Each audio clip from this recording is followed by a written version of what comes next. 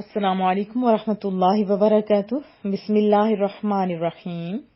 رب اشرح لی صدری ویسر لی امری واحلل عقدۃ من لسانی یفقہوا قولی۔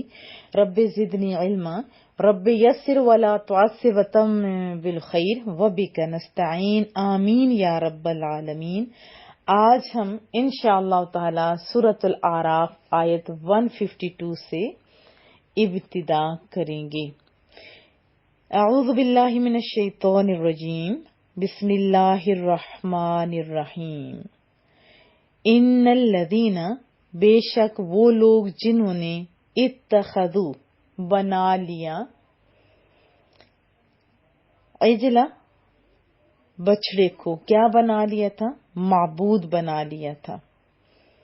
ان الذین اتخذوا العجل، بے شک جنہوں نے بچڑے کو معبود بنا لیا تھا، سینالہم، سا ان قریب، جلدی ہی، ینالو پہنچے گا، پکڑے گا ان کو، آلے گا ان کو، ہم کی ضمیر راجع ہو رہی ہے ان کی طرف جنہوں نے بچڑے کو معبود بنا لیا تھا۔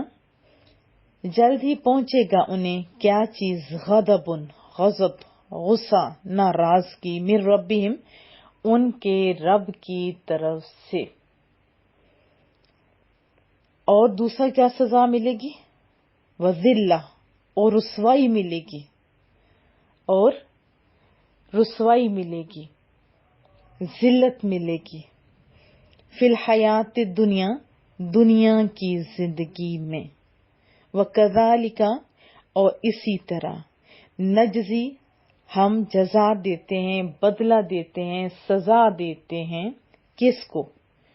مفترین، بہتان باندھنے والے کو، جھوٹ باندھنے والے کو، ہر مفتری کو، ہر افترا کرنے والے کو، ہر جھوٹے کو، یعنی اپنی طرف سے بنا کر لانے والا کوئی بھی چیز ہو وہ کہلائے گا مفتری۔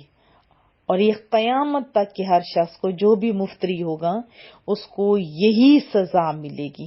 دو سزاؤں کا تذکرہ ہے، ترجمہ ایک دفعہ پھر سن لیتے ہیں۔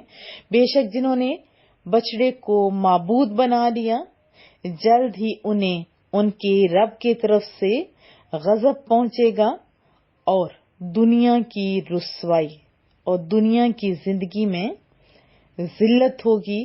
اور اسی طرح ہم بہتان باندھنے والوں کو سزا دیتے ہیں۔ اس کے بارے میں بہت سارے اقوال ہیں۔ غضب سے مراد قتل ہونا بھی ہے، اور ذلت سے مراد گمراہی کا اعتراف کرنا اور قتل ہونے کا حکم تسلیم کرنا بھی مراد ہے۔ حضرت عبداللہ بن عباس رضی اللہ تعالیٰ عنہما فرماتے ہیں، یہ وہ لوگ ہیں جنہوں نے رسول اللہ کو پایا، ان کے اجداد بچڑے کی پوجا کرتے تھے، اور غضب سے مراد آخرت کا غضب، اور دنیا میں ذلت سے مراد جزیہ دینا ہے۔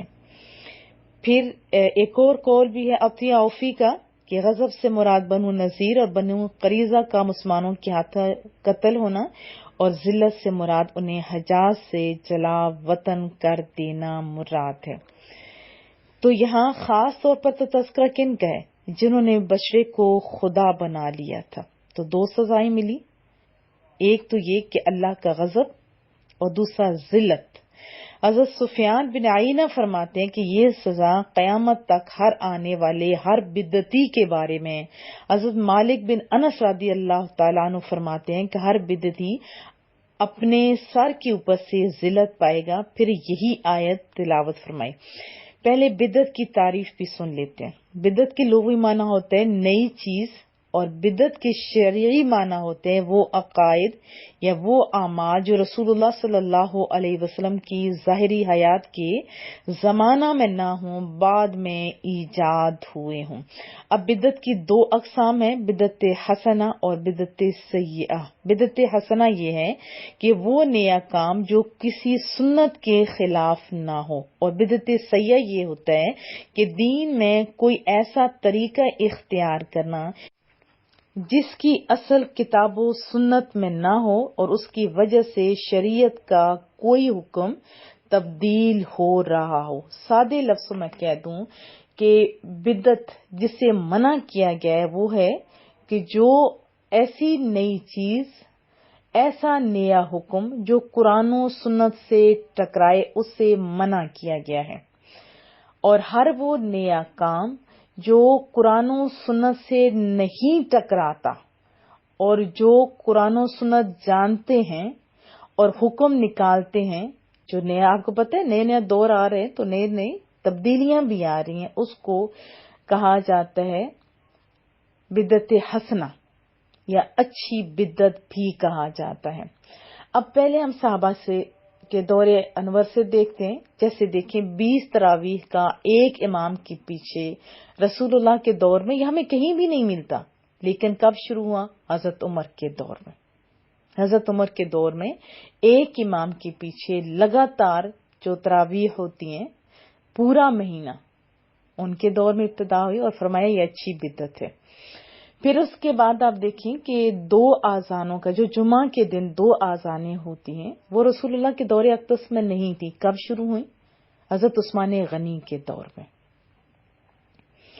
اور وہ بھی ایک اچھی بدعت ہے۔ تو صحابہ کے عمل نے، جن کو تربیت رسول اللہ نے کی تھی، انہوں نے ہمیں بتایا کہ جو قرآن و سنت سے ٹکرائے اس کو کرنا غلط ہے، لیکن جو قرآن و سنت سے ٹکرائے نہیں اس کو، حدیث طیبہ میں تو یہ بھی آتا ہے کہ قیامت تک اگر کوئی اچھے کام کی ابتدا کرے گا تو اس کو سنت قرار دیا گیا، یہ بخاری شریف کی حدیث طیبہ ہے۔ لیکن ہر بندہ نئی چیز کی ابتدا نہیں کرے گا، بلکہ جو قرآن و سنت جانتا ہے، جو سارے مسائل جانتا ہے، وہ کرے گا۔ اب دیکھیں جیسے میلاد شریف ہے، اس کو بھی بدعت کا نام دے کے ٹکرا دیا جاتا ہے، حالانکہ اس میں کیا ہوتا ہے؟ اس میں رسول اللہ کا تذکرہ ہوتا ہے، رسول اللہ کی محبت تو جان ہے، یہ تو بنیاد ہے۔ کوئی مومن ہی نہیں ہو سکتا جب تک کہ رسول اللہ نے فرمایا کہ میری محبت اس کے دل میں ہر چیز سے، ہر عزیز چیز سے بھی عزیز نہ ہو جائے، وہ تو مومن ہی نہیں ہے۔ تو محبت، آپ کو بتائے جو کفار تھے، جو انگریز تھے، اس نے کہا تھا کہ مسلمان کو مٹانا ہے تو ان کے دل سے رسول اللہ کی محبت نکال دو۔ تو محبت ہوگی تو یہ جڑے رہیں گے، محبت نہیں ہوگی تو جڑنے والی بات ختم ہو جائے گی۔ تو پھر علماء کرام اٹھے تھے تو انہوں نے کہا یہ نام میلاد رکھ دیا۔ میلاد کا معنی یہ کیا ہے کہ ہر وہ کام جو قرآن و سنت کے مطابق ہو، چند معمولات کے مجموعے کا نام قرار دیا گیا نا میلاد، جس میں رسول اللہ کی پیدائش کے تذکرے، ان کے اسوہ حسنہ کی طرف لوگوں کو موٹیویٹ کرنا، نعت شریف پڑھنا، قرآن کریم پڑھنا، اس قسم کی باتیں ہوتی ہیں، جیسے جلوس، تاکہ دنیا پہ واضح ہو جائے کہ ہم رسول اللہ سے بہت پیار کرتے ہیں اور اس پہ ہم اکٹھے ہیں۔ بنیادی مقصد میلاد کا کیا تھا کہ لوگوں کے دل میں رسول اللہ کی محبت کو اجاگر کیا جائے، لوگوں کو کھانے کی ترغیب دلائی جائے۔ دیکھیں ابھی آج کیا حالت ہوگی کہ سالوں کے بعد بھی کسی اپنے کے گھر جاؤ تو ان کو کھانا دینا کتنا ان کو بھاری لگنے لگ گیا۔ تو یہ تو بہانے تھے رسول اللہ کی سنتوں کو اجاگر کرنے کے، اور لفظی معنی اگر دیکھا جائے تو اس میں کیا ہے؟ پیدائش، یعنی شرک کی نفی ہے یہ میلاد۔ ہاں، ہر وہ چیز جو قرآن و سنت سے ٹکرائے یعنی اپوزٹ ہو وہ منع ہے۔ تو پھر اس قاعدے کو یاد رکھیں، خوشی منانے کے ثبوت بھی قرآن کریم میں موجود ہے، اور لیکن قرآن و سنت کے مطابق ہو۔ ہر وہ کام جو غلط ہو وہ تو ویسے بھی غلط ہے، میلاد میں تو اور زیادہ غلط ہے۔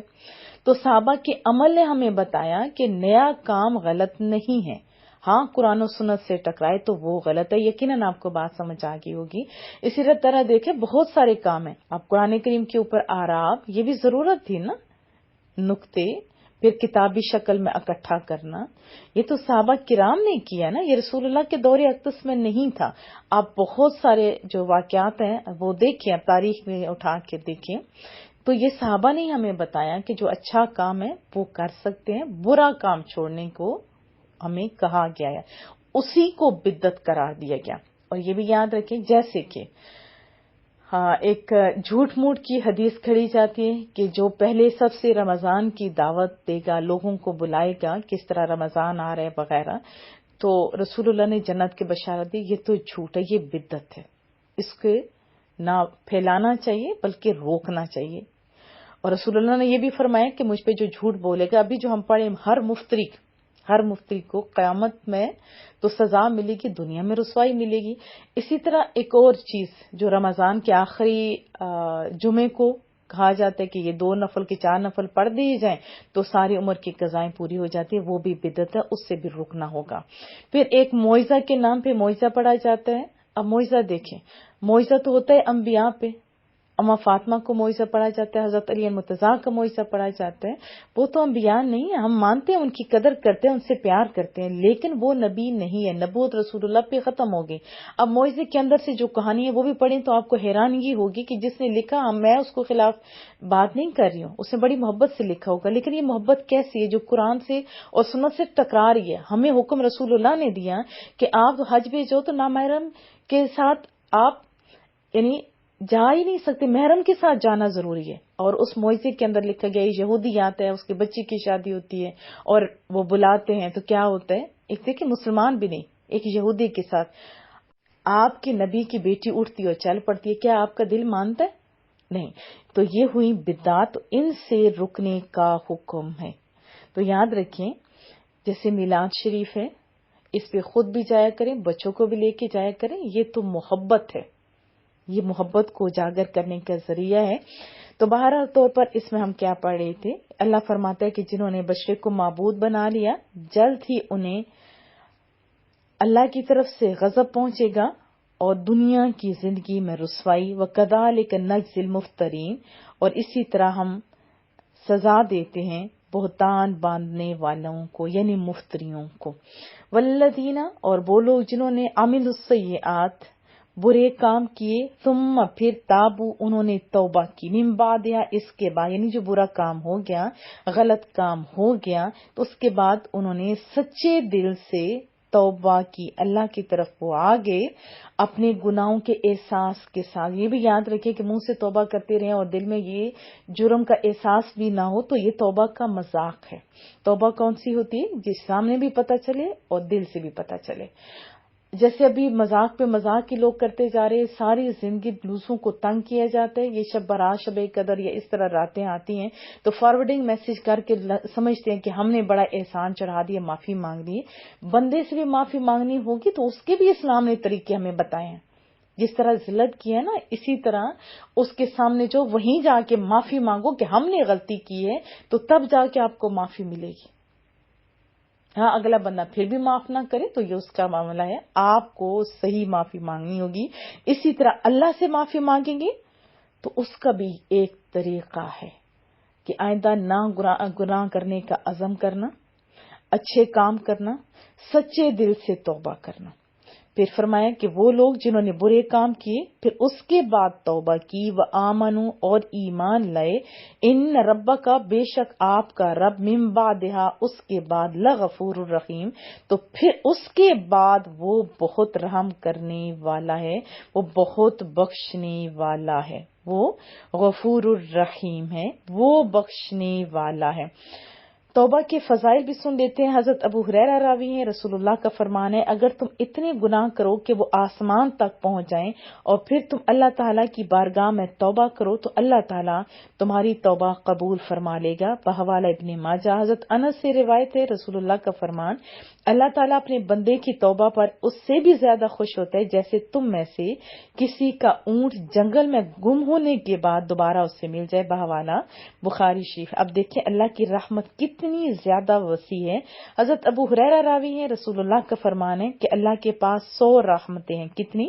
100 رحمتیں ہیں، ان میں سے ایک رحمت، ایک، صرف ایک، اس نے جنوں، انس، حیوانات اور حشرات الارض میں نازل کی، جس سے وہ ایک دوسرے پر شفقت اور رحم کرتے ہیں، اسی سے وحشی جانور اپنے بچوں پر رحم کرتے ہیں، اور اللہ تعالیٰ نے 99 رحمتیں بچا کر رکھی ہیں۔ کس دن کے لیے؟ مسلم شریف کی حدیث طیبہ ہے، ان سے قیامت کے دن اپنے بندوں پر رحم فرمائے گا۔ اب دیکھیں، ایک حصہ پوری دنیا میں، اس میں سے کتنا حصہ ماں کے حصے میں آئے گا؟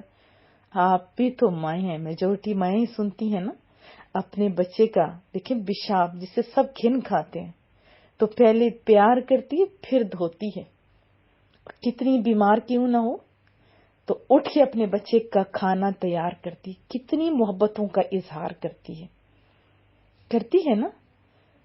اب ایک حصہ دنیا میں تقسیم کیا ہے آپ کے رب نے، تو قیامت والے دن اصل ظہور ہوگا۔ وہ ذہن میں رکھیے آپ. پھر فرمایا ولما، اور جب سکتا یعنی سکوت چھا جانا. سکوت کیا ہوتا ہے؟ خاموشی چھا جانا، چپ ہو جانا، خاموش ہو جانا یا چلا جانا. ہوتا ہے پہلے غصہ آیا جیسے حضرت موسیٰ علیہ السلام کو، پھر غصہ چلا گیا، جب فروغ ہو گیا، جب وہ چلا گیا. اب موسیٰ علیہ السلام کا غضبن غصہ، پہلے غصہ آیا تھا نا، بہت زیادہ غصہ آیا. غصے کی بات تو تھی جب بندہ خوشی خوشی جائے اللہ سے ملاقات، تو خود امیجن کیجئے کہ اللہ سے ملاقات کر رہے ہیں، پھر پیچھے یہ بھی خیال ہے کہ میری قوم ایسے غلام تھی اب آزاد ہو گئی، پھر فرعون سے نجات مل گئی، فرعون تو غرق ہو گیا، اب تربیت کے لیے جانا ہے، یہ کرنا ہے وہ کرنا ہے. ایسی اچھی پلاننگ ذہن میں آتی ہے نا. لیکن جب اچانک پتہ چلے کہ جس قوم کے لیے ہم نے وہ رستے بنائے تھے، وہ سب آزادی کی جدوجہد کی تھی، وہی خلاف ہو گئے، تو غصہ تو آتا ہے نا. تو جب حضرت موسیٰ علیہ السلام کا غصہ آیا تھا تو انہوں نے کیا کیا تھا، وہ ہم ایک دفعہ پھر بعد میں دہراتے ہیں. تو یہاں پہ بات ہو رہی ہے کہ جب غصہ چلا گیا، اخذا تو اٹھا لیا، الواح لوحن کی جمع الواح تختیاں، تو وہ جو تختیاں غصے کے تحت رکھ دی تھیں اب فوراً انہوں نے ان تختیوں کو اٹھا لیا. جب غصہ چلا گیا حضرت موسیٰ علیہ السلام کا تو ان تختیوں کو اٹھا لیا.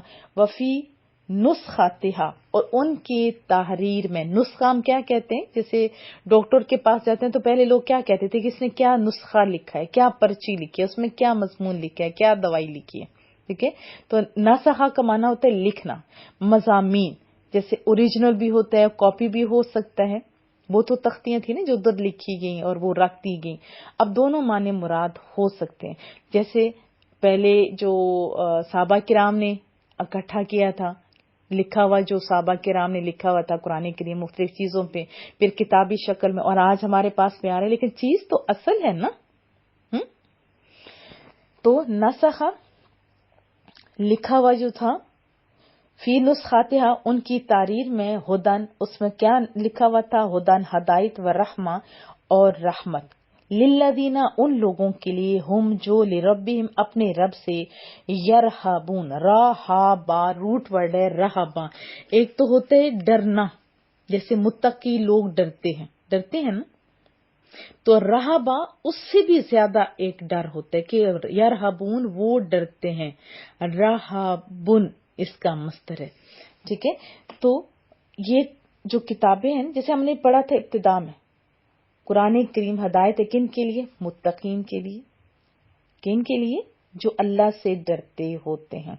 تو یہاں بھی وہی بات ہو رہی ہے کہ اور جب غصہ چلا گیا حضرت موسیٰ علیہ السلام کا تو اٹھا لیا ان تختیوں کو، اور ان کی تحریر میں ہدایت اور رحمت تھی ان لوگوں کے لیے جو اپنے رب سے ڈرتے ہیں. اب حضرت موسیٰ علیہ السلام کی بات، پہلے جب ان کو غصہ آیا تھا تو اپنے بھائی سے بات کی، تختیاں وہاں پہ رکھ دی، اور پھر جب بات ہوئی، جب سارا کچھ کلیئر ہو گیا، پیچھے ہم نے یہی پڑھا تھا نا، جب بات کی تو سب کچھ کلیئر ہو گیا. جب کلیئر ہو گیا تو پھر دعا کی. دعا کس کے لیے بندہ کرتا ہے؟ آپ خود سوچیے. جس سے محبت ہوتی ہے، جس سے ہمیں پیار ہوتا ہے، ہم اسی کے لیے بار بار دعا کر رہے ہوتے ہیں. دل سے بھی دعا انہی لوگوں کے لیے نکلتی ہے نا جن سے ہمیں پیار ہوتا ہے. اب پہلے اور اب دونوں دیکھیں، غصہ آتا ہے، بھائی سے بات کرتے ہیں، اپنی غلط فہمی جب دور ہو جاتی ہے پھر بھائی کے لیے دعا کرتے ہیں. آپ بھی تو کہیں غلطی ہو جائے تو غلط فہمیاں ہو جائیں تو کوشش کیا کریں، بندے سے پوچھ لیا کریں. ٹھیک ہے، پوچھ لیں، جب غلط فہمیاں دور ہو جائیں تب بھی، اور ویسے بھی اپنوں کے لیے دعا کرتے رہا کیجیے. اور اس میں بہت عام سی بات، بہت ہی اہم، جو ہمیں پتہ چلتی ہے کیونکہ ہم اس معاشرے کے لوگ ہیں. جب ہمیں غصہ آتا ہے، جب فار ایگزامپل کسی کو کہتے ہیں کہ آپ یہ نیک کام کریں، وہ بندہ نہیں سنتا تو ہم لوگ اس کو چھوڑ دیتے ہیں.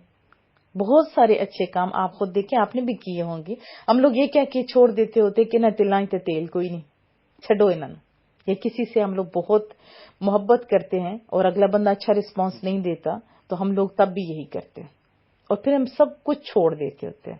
میرے پاس بہت سارے میسیجز آتے ہیں، وہ کہتے ہیں ہم پہلے نمازی تھے، تہجد گزار تھے، ہم لوگوں کا بھی دل اچاٹ ہو گیا ہے اور پھر ہم نے یہ سب کچھ چھوڑ دیا، ہمارے ساتھ لوگوں نے یہ کیا. پہلے تو یہ بات ہے کہ اگر آپ لوگوں کے لیے کرتے رہیں تو آپ کو چھوڑ دینا چاہیے. اگر آپ اللہ کے لیے کرتے رہیں تو پھر تو آپ کو جب لوگوں نے دکھ دیا تو آپ کی محبتوں کا رخ اللہ کی طرف زیادہ ہو جانا چاہیے تھا. ایسا کام ہے نا. تو ہمیں اللہ سے محبت کرنا چاہیے. اللہ ہی سے محبت کریں گے تو کامیابی ہوگی. ایک کام ہوتا ہے کہ محبت سے کام کرنا، ایک ہوتا ہے ڈر سے. بہت سارے بچے کہتے ہیں کہ ہم اس کے پاس نہیں پڑھ سکتے جی ہمیں ڈر لگتا ہے.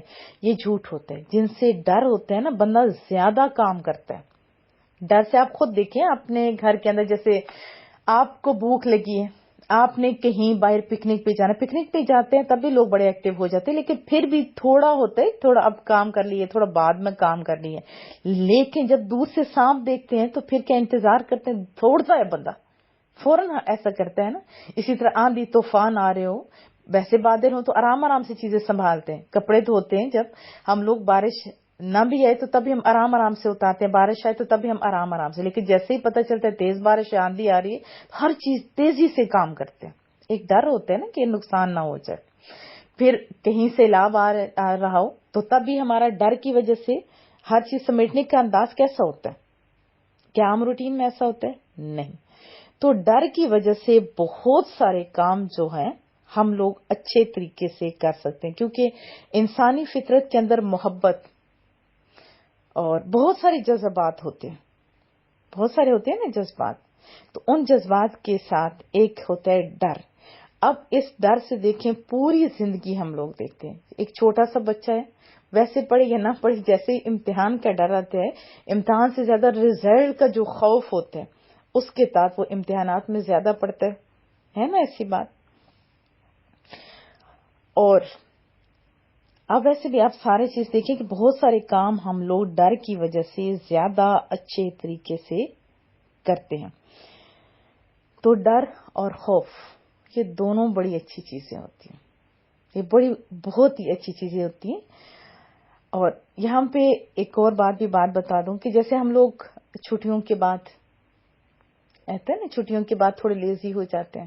پیریڈ کے بعد عورتیں نماز کی طرف بھی لیزی ہو کے باز آتی ہیں، باز بہت ایکٹیو ہو کے آتی ہے. بڑا خوف ہوتا ہے کہ اتنے دن گزر گئے، ہم لوگ جلدی اپنے اللہ سے ملاقات کریں. وہ تو اور سے بندے ہیں نا، لیکن جو سی پڑ رہی ہوتی ہیں لیکن جب پیریڈ کے بعد آتی ہیں تو پھر اور ان سستی چھائی ہوئی ہوتی ہے. تو ان آیات سے ہمیں یہ بھی پتہ چلتا ہے کہ سستی نے حضرت موسیٰ علیہ السلام کا جیسے غصہ کیا تو موڈ چینج ہوا تو فوراً تختیاں اٹھانی. تو ہمیں بھی کتابوں سے رابطہ رکھنا چاہیے، قرآن کریم سے رابطہ رکھنا چاہیے، اور قرآن کریم کے ساتھ اپنا تعلق مضبوط کریں گے تو یاد رکھیے کامیابی ملے گی. پھر دل میں اللہ کا خوف آئے گا، دنیا کے خوف ہٹ جائیں گے، پھر آپ کا عمل کرنے کا دل کرے گا، تو پھر ہی آپ کو ہدایت ملے گی، پھر ہی آپ کو اس رحمت کا مزہ آئے گا. یعنی ڈر ایک بہترین محرک ہے. تو ہمیں اپنے اللہ سے ڈرتے رہنا چاہیے. اور بھی اس میں بہت سارے اسباق ہیں، آپ جتنا اس کو سوچتے جائیں گے آپ کو مزہ آتا جائے گا. اللہ پاک ہم لوگوں کو سمجھ بھی عطا فرمائے. اور یاد رکھیے کہ ایک بات ضرور آپ کو کہوں گی کہ ادارہ جو آپ کا ہے عطاء القرآن، یہ آپ کا ہے. گھر گھر پہنچانے میں آپ کو کردار ادا کرنا ہوگا. جب مشن سچا ہوتا ہے نا، چاہے لاکھ رکاوٹیں آئیں، چاہے کتنے جذبات کو مجروح کر دیا جائے، لیکن مشن سچا ہو تو بندہ ہٹتا نہیں ہوتا. آپ کا بھی مشن ہونا چاہیے کیا؟ اپنے اللہ کو راضی کرنا ہے، اپنے رسول اللہ کو راضی کرنا ہے. ٹھیک ہے. اور غصے کی بات بھی ایک بتا دوں، غصہ بھی ہمارا بڑا سیان ہے کہ ہمیں اسی پہ غصہ آتا ہے جو ہم سے کمزور ہوتا ہے. جب ہم سے کوئی اچھا یعنی عہدے کے لحاظ سے ہو، یا ہم سے طاقت میں یا علم میں یا کسی لحاظ سے ہم سے اوپر ہو، تو اوپر تو ہمیں غصہ آتا ہی نہیں ہے نا، ایسی بات. تو غصہ اچھی بات ہے، غصے سے بہت سارے اچھے کام ہو سکتے ہیں، لیکن غصے کو جانا بھی جلدی چاہیے. اگر غصہ دیر پا ہوگا تو پھر غلط ہو جائے گا. کسی کے ساتھ جیسے لڑائی ہوتی ہے تو لڑائی کے الفاظ تک بھول جاتا ہے بندے کو پتہ بھی نہیں ہوتا کہ اس نے کیا کیا ہے، لیکن وہ غصہ، وہ اس کے موڈ، وہ ہمارے اندر رہتا ہے اور وہ غصہ دیر پا ہوتا ہے جو اچھا نہیں ہوتا. اسی رسول اللہ کا حکم بھی سنیے کہ جب غصہ بھی آ جائے، ناراضگی ہو جاتی ہے تو 3 دن سے زیادہ اپنے بھائیوں سے، بہنوں سے آپ نے ناراض نہیں رہنا. تو ان کے اسباق تو بہت زیادہ تھے، لیکن یہ باقی کام میں آپ پہ چھوڑ دیتی ہوں. ٹھیک ہے، آپ سوچئے اور پوری دنیا کے خوف دل سے نکال لیجئے، صرف اللہ کا خوف. حدیث طیبہ میں ہے کہ جب صرف اللہ کا خوف ہوتا ہے تو کامیابی ہوتی ہے. جب دوسرے خوف غالب آ جائیں، اللہ کا خوف ذرا پیچھے چلا جائے تو پھر کیا ہوتا ہے؟ دنیا آپ پہ غالب آ جاتی ہے. اللہ کا خوف غالب آئے گا تو کامیابیاں آپ کا مقدر ہوں گے. ہاں، ایک بات جاتی جاتی پھر بھی کہہ دوں، اللہ کا خوف، یہ جو رہبہ کا لفظ ہے نا، اس میں بڑی جان ہے. اللہ کا خوف آپ کو ہر برائی سے بچا دے گا. غیبت سے آپ بچ جائیں گے، چوری سے آپ بچ جائیں گے، نفرتوں سے آپ بچ جائیں گے، ظاہری باطنی ہر قسم کی برائی سے آپ بچ جائیں گے. تو کیا میں توقع رکھوں؟ انشاءاللہ بولیے، اللہ کی خاطر دوستی رکھیے، اللہ کی خاطر دشمنی رکھیے. میں نے ایک درس دیا تھا، وہ بھی آپ لازمی سنیے، ہم نے یوٹیوب پہ اپلوڈ کیا. اور بدعت کے بارے میں ہماری ایک بچی ہے حافظہ افرا جاوید، اس نے بھی درس دیا ہے، وہ بھی آپ لازمی سنیے. کیونکہ ہر نئی چیز کو بدعت کی انگلی سے یا بدعت کے کوڑے سے آپ اڑا دیں گے تو دین کی وہ لذت آپ کو نہیں ملے گی. بدعت کا مفہوم سمجھیے، کیونکہ جو ہر طبقے کے اندر یہ چیزیں پائی جاتی ہیں، بس جو ہمارے مطابق نہیں ہوتا اس کو ہم بدعت کی گولی سے اڑا دیتے ہیں اور اپنی مرضی کی چیز اپنا لیتے ہوتے ہیں. بات سمجھ آ رہی ہے نا؟ اللہ پاک ہمیں صحیح دین کو سمجھنے اور اس پر عمل کرنے کی توفیق عطا فرمائے.